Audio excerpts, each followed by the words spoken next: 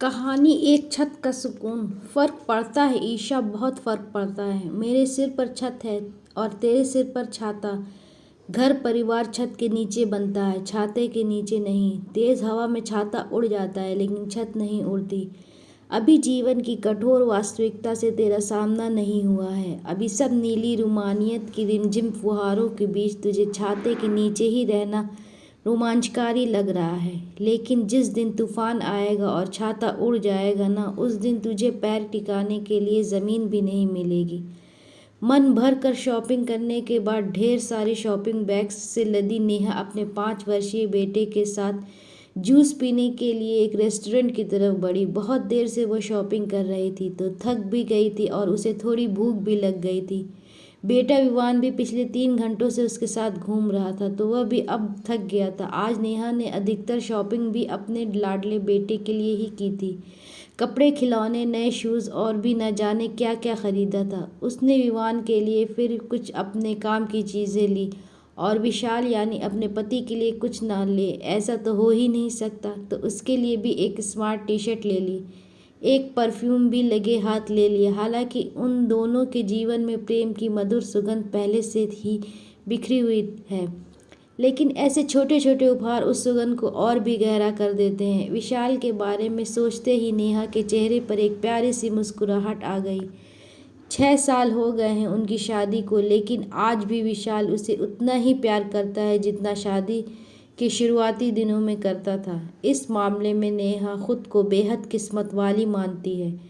विशाल ने ही विवान जैसा प्यारा बेटा देकर उसे परिपूर्ण कर दिया था। प्यार से विवान का हाथ थामे वह आगे बढ़ रही थी कि अचानक एक जाने पहचाने चेहरे पर नजर पड़ते ही वह चौंकी। सामने से लगभग उसी की उम्र की एक युवती आ रही थी। नेहा को अधिक जोर नहीं देना पड़ा अपनी याददाश्त पर और उसने पहचान लिया कि यह तो ईशा थी। और पहचानती भी कैसे नहीं, ज़रा भी फर्क नहीं पड़ा था उसके चेहरे में। ठीक वैसे ही तो दिख रही थी जैसी कॉलेज के दिनों में दिखती थी। अरे ईशा, तू कैसी है? कितने सालों के बाद मिल रही है। जैसे ही ईशा थोड़ा पास आई, नेहा उत्साह से उसकी ओर हाथ हिलाकर बोली, मैं ठीक हूँ नेहा, तुम कैसी हो? ईशा भी अचानक अपने सामने नेहा को देखकर खुश हो गई। वह भी हाथ में खूब सारे शॉपिंग बैग्स थामे हुए थी। शायद खरीदारी करने के बाद वो भी रेस्टोरेंट ही जा रही थी। कहाँ जा रही है? शॉपिंग हो गई क्या तेरी? नेहा ने पूछा। हाँ यार, हो गई। थक गई थी तो सोचा जूस पी लूँ, फिर जाती हूँ, ईशा ने बताया। फिर पूछा, और तू, तेरी शॉपिंग हो गई? हाँ, मैं भी जूस पीने ही जा रही थी। चल ना, जूस पीते हैं, साथ ही बातें भी हो जाएंगी। कहते हुए नेहा विवान का हाथ थामे रेस्टोरेंट में चली आई। ईशा भी उसके साथ ही अंदर आ गई।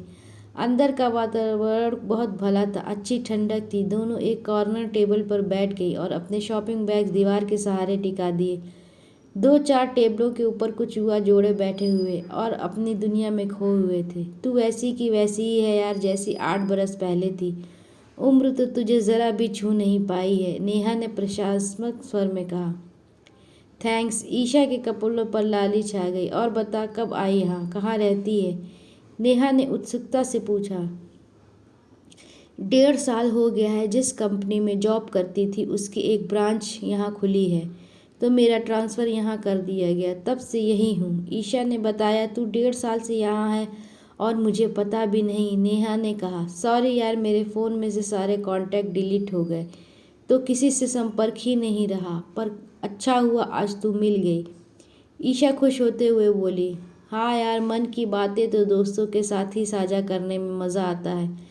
अच्छा हुआ तू भी यहाँ आ गई, तेरा साथ हो जाएगा। नेहा भी खुश थी कि चलो कोई तो पुरानी सहेली मिली जिससे दिल की बातें कर सके। नेहा और ईशा 5 साल तक एक ही कॉलेज में साथ पढ़ी थी। दोनों बहुत पक्की सहेलियां तो नहीं थी लेकिन अच्छी दोस्त थीं। नेहा थोड़ी गंभीर प्रकृति की पारिवारिक लड़की थी, वहीं ईशा तितली सी उड़ने वाली खुले स्वभाव की बंधन मुक्त लड़की थी जो बहुत आज़ाद ख्यालों की थी लेकिन दिल की अच्छी थी। और बता, क्या क्या शॉपिंग की आज? बैग्स तो ढेर सारे दिख रहे हैं, लगता है जमकर जीजा जी की जेब खाली की गई है, ईशा ने नेहा के ढेर सारे सामान से भरे बैग को देखकर हंसते हुए बोली। हाँ, आज तो खूब खरीदारी की है, लेकिन अपने लिए नहीं, विवान और विशाल के लिए। नेहा बता ही रही थी कि इतने में वेटर आ गया। नेहा ने 2 ग्लास मिक्स फ्रूट जूस और विवान के लिए आइसक्रीम ऑर्डर की। विवान को बैग उससे उसकी मनपसंद कार निकालकर खेलने के लिए दे दी। वह कार से खेलने में मगन हो गया। ओह, तो क्या क्या लिया जीजू के लिए? ईशा शरारत से मुस्कुराई। ज़्यादा कुछ नहीं, बस एक टी शर्ट पसंद आई तो ले ली और विशाल की पसंद का एक परफ्यूम, नेहा ने बताया और साथ ही पूछा, तू अपने बारे में बता ना कुछ। जीजा जी क्या करते हैं? तेरी ही कंपनी में है क्या? बच्चे कहाँ हैं? कितने साल हुए शादी को? अरे बाप रे, इतने सारे सवाल! तूने तो सवालों की राइफल ही तान दी मुझ पर। मैंने शादी नहीं की यार, तू तो जानती है मैं बंधन पसंद नहीं करती, स्वतंत्र रहना चाहती हूँ। यह परिवार परिवार का झंझट मुझसे नहीं होता। ईशा बोली, परिवार तो सबके लिए ज़रूरी है, यूँ अकेले जीवन नहीं काटा जा सकता। ईशा, शादी तो हमें एक मजबूत नींव प्रदान करती है जिस पर हम अपने सपनों का घर बनाते हैं। फिर बच्चे भी तो ज़रूरी हैं, उन्हीं से तो जीवन की रौनक होती है, नेहा ने उसे समझाया। भाई, मुझसे तो यह सब होगा नहीं। मैं किसी के इशारों पर नाचने वाली गुलाम बनकर नहीं रह सकती। मैं किसी की सेवा टहल नहीं कर सकती। मैं तो स्वतंत्र रहना ही पसंद करती हूँ। ईशा मस्ती से बोली, किसने कहा कि शादी का मतलब किसी के इशारों पर नाचना होता है या किसी की गुलामी होता है? यह तो एक खूबसूरत बंधन है जिसमें हमें भी तो अपना सुख दुख बांटने वाला, परवाह करने वाला साथी मिलता है। आज नहीं तो कल एक साथी की ज़रूरत तो तुझे भी पड़ेगी ना। सारा जीवन यूँ अकेले तो काट नहीं सकता। नेहा का मन उसकी बातें सुनकर थोड़ा उचट हो गया था। साथी की क्या ज़रूरत है यार, मेरा बॉस संजय मेरी हर ज़रूरत का ध्यान रखता है। ना पैसे की कमी है ना किसी दूसरी बात की। पता है, एक शानदार फ्लैट लेकर दिया है उसने मुझे, और आज शॉपिंग करने के लिए पैसे भी उसने ही दिए हैं। डायमंड ईयररिंग्स लिए हैं मैंने आज, ईशा ने बेझिझक बताया। तभी वेटर जूस ग्लास और आइसक्रीम का कप टेबल पर रख गया। नेहा ने विवान को आइसक्रीम दी। तू बोल्ड है शुरू से। वह तो ठीक है, लेकिन तुझे नहीं लगता कि ऐसा अनैतिक संबंध ठीक नहीं है? संजय क्या आगे तुझसे शादी करेगा? नेहा का मन खिन्न हो गया था। वह तो पहले से ही शादीशुदा है, और वैसे भी मुझे भी कहाँ शादी करनी है उससे। ईशा लापरवाही से जूस के घूंट भरती हुई बोली, क्या शादीशुदा है? तू जानती भी है यह क्या खिलवाड़ कर रही है तू अपने जीवन से? नेहा चौंक कर बोली, छोड़ यार, क्या फ़र्क पड़ता है? ईशा लापरवाही से बोली, क्या फ़र्क है तेरे और मेरे जीवन में, रिश्ते में? प्यार तो प्यार है। मैं और संजय एक दूसरे से प्यार करते हैं। अच्छी म्यूचुअल अंडरस्टैंडिंग है हमारे बीच। संजय के साथ ज़िंदगी बेहद सुकून से बीत रही है, बेहद खुशहाल, मस्ती भरी। संजय हर प्रॉब्लम में छाता बनकर ढक लेता है मुझे, बस और क्या चाहिए? ईशा उसे लापरवाही से बोली, फ़र्क पड़ता है ईशा, बहुत फ़र्क पड़ता है। मेरे सिर पर छत है और तेरे सिर पर छाता। घर परिवार छत के नीचे बनता है, छाते के नीचे नहीं। तेज़ हवा में छाता उड़ जाता है लेकिन छत नहीं उड़ती। अभी जीवन की कठोर वास्तविकता से तेरा सामना नहीं हुआ है। अभी सब नीली रोमानियत की रिमझिम फुहारों के बीच तुझे छाते के नीचे ही रहना रोमांचकारी लग रहा है। लेकिन जिस दिन तूफान आएगा और छाता उड़ जाएगा ना, उस दिन तुझे पैर टिकाने के लिए ज़मीन भी नहीं मिलेगी। नेहा ने अफसोस भरे लफ्ज़े में कहा। थोड़ी देर पहले ही पुरानी सहेली से मिलने का जो उत्साह उसके मन में था वह बुझ चुका था। ईशा के मना करने के बाद भी नेहा ने वेटर को बुलाकर जूस और आइसक्रीम के पैसे चुका दिए और विवान का हाथ पकड़कर रेस्टोरेंट से बाहर आ गई। ईशा हतप्रभ सी थोड़ी देर वहीं बैठी रही, फिर मुंह बिचकाकर बाहर आकर एक टैक्सी पकड़कर अपने फ्लैट पर चली आई। ये शहर के एक पॉश इलाके का 3 बेडरूम वाला सर्व सुविधा युक्त, आधुनिक तरीके से सुसज्जित, आरामदायक फ्लैट था जो संजय ने उसे तोहफे में दिया था। ईशा की अपनी तनख्वाह तो इतनी नहीं थी कि वह ऐसी आरामदायक और चकाचौंध भरी जिंदगी जी सकती। यहाँ नौकर चाकर और सुविधा की हर वस्तु उपलब्ध थी और संजय के साथ हर रात रंगीन। उसकी वार्डरोब में एक से एक महंगी और आधुनिक ड्रेसेस टंगी थी। ड्रेसिंग टेबल की ड्रॉवर में महंगी गोल्ड और डायमंड ज्वेलरी थी जो उसके जन्मदिन पर या वैलेंटाइन डे पर संजय ने उसे गिफ्ट की थी। कुल मिलाकर वह जिंदगी के पूरे मज़े लूट रही थी। और क्या चाहिए जीने के लिए? ना कोई जिम्मेदारी, ना फालतू झंझट। ईशा की यही सोच थी कि पूरी ज़िंदगी बस ऐसे ही चैन और आराम से गुजर जाए। वह जीवन की रंगीनियों में ही खोई रहने वाली लड़की थी।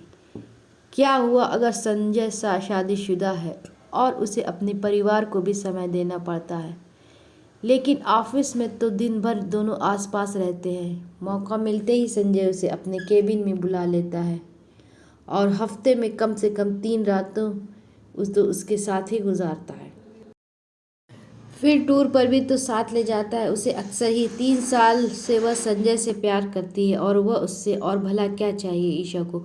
फिर से नेहा की बातें याद आ गईं, लेकिन उसने उन्हें दिमाग से झटक दिया। नौकर उसके लिए चाय बना लाया और रात के खाने में उसकी पसंद पूछने लगा। ईशा अपने भाग्य पर इटलाती चाय का कप लेकर बालकनी में आ बैठी।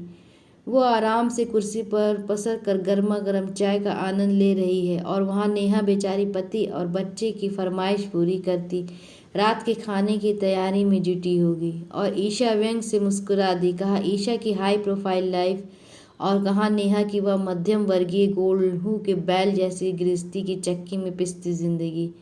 इधर अपने घर लौटी नेहा ईशा की बातों से व्यथित थी, लेकिन उसके लौटने तक विशाल के घर आने का समय हो चला था। सामान रखकर उसने फटाफट चाय चढ़ा दी गैस पर और विवान के कपड़े बदलवा कर हाथ मुंह धो दिए। खुद भी चेंज करके फ्रेश हो गई। थोड़ी ही देर में विशाल भी आ गया। नेहा अपनी और विशाल की चाय लेकर ड्राइंग रूम में आ गई और चाय पीते हुए बड़े उत्साह से लाया हुआ सामान उसे दिखाने लगी। विवान भी अपने कपड़े और खिलौने दिखाने लगा। विशाल दोनों की खुशी देखकर खुश था। दिन तेजी से बीत रहे थे। अपने परिवार में मगन नेहा ईशा को कब कब भूल चुकी थी। ईशा से मिले हुए भी उसको 2 साल बीत चुके थे। एक दिन घर के लिए किराने का सामान लेने वह सुपरमार्केट गई। घर पर विशाल के माता पिता अर्थात नेहा के सास ससुर आए हुए थे, तो नेहा विमान को घर पर ही छोड़ गई थी। यूं भी वह अपने दादा दादी के साथ बहुत खुश रहता था। नेहा भी निश्चिंत होकर सामान लेने आ गई। परिवार का यही तो सुख और सुरक्षा है। ट्रॉली भर सामान लेने के बाद नेहा बिलिंग के लिए काउंटर देखने लगी, तो एक काउंटर पर भीड़ कम देखकर वह उसी लाइन में लग गई। जब नेहा की बारी आई तो बिलिंग करने वाली लड़की को देखकर वह बुरी तरह से चौंक गई।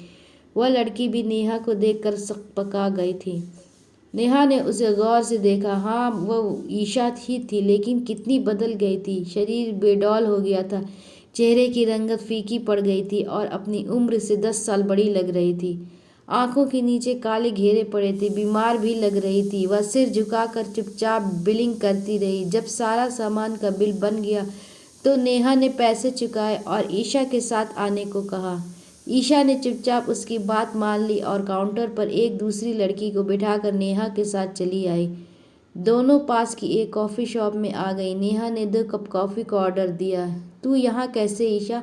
वह भी इस हाल में, ऐसी मामूली नौकरी में? तेरे वह हाई प्रोफाइल महंगे आधुनिक कपड़े और डायमंड ईयरिंग्स कहाँ गए? नेहा ने चुपते स्वर में पूछा। बस कर नेहा, मैं पहले ही किस्मत की मार खा चुकी हूँ। ईशा की आंखें छलछला आई।